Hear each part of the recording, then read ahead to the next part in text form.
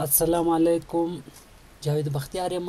څنګه کولی شو په ایکسل کې ډیټا ولیډیشن، ډیټا معلومات ولیډیشن یعنی اعتباري ډیټا باید داخل شي. یعنی موږ یو شرطونه ورته ږدو چې باید په هغه چوکاټ کې ډیټا داخل شي. نو په څه تخنیک سره موږ غیر قانوني ډیټا داخلوو؟ د مثال په ډول زه وایم عمر باید د 20 او د 40 کالو په مابین کې. نو په دې ډیټا ولیډیشن لګوم. ډیټا ولیډیشن ته راځم، هول نمبر اخلم او په مابین دی 20 او 40 کې اخلم او بس وکي.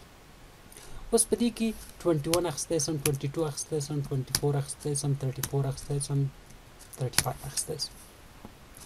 خو زه غواړم 42 واخلم که نه؟ نو دا نسم کولی، ریټرای به وهم، بیا به 43 نسم کولی، تر څو پورته کینسل کړم، هغه به پرېږدم. زه مجبوره یم چې دا پرېږدم.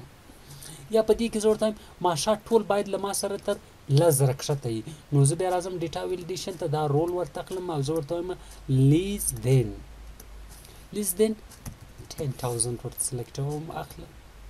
اوس که زه وایم دلته یو څوک 9,000 اخلي، مشکل نشته. 8,000 اخلي، هېڅ مشکل نه لري. که څوک 11,000 اخلي، نو دا کار به څه ټریک، څه تخنیک موږ ورسره کارولی شو تر څو پورې غیر قانوني ډیټا داخل کړو. مثال 42 به واخلي، 42 خو اوس دلته نه مني که نه؟ 42 ما سره نه مني، زه به مجبوره یم چې دا به کینسلوم. خو دا به څه ورکوي؟ دا به را کاپي کوي او دلته به یوازې پیسټ کوي.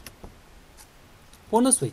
د دې فارمیټ به راواخلي، سیم فارمیټ ورسره واخلي او دا 11,000 سي اوس دلته نه اخلم ورسره. دا به زه څنګه کوم؟ زه به دا 11,000 دلته لیکم او دې نه به کنټرول سی کاپي اخلم او بیا به راځم دلته به څه ورکوم؟ پیسټوم. پیسټ کولو سره به د دې فارمیټ راخلم، بیرته به یې په دې پیسټ کړم. داسې یو تخنیک ده چې د کاپي او پیسټ په ذریعه موږ کولی شو څنګه وکړو؟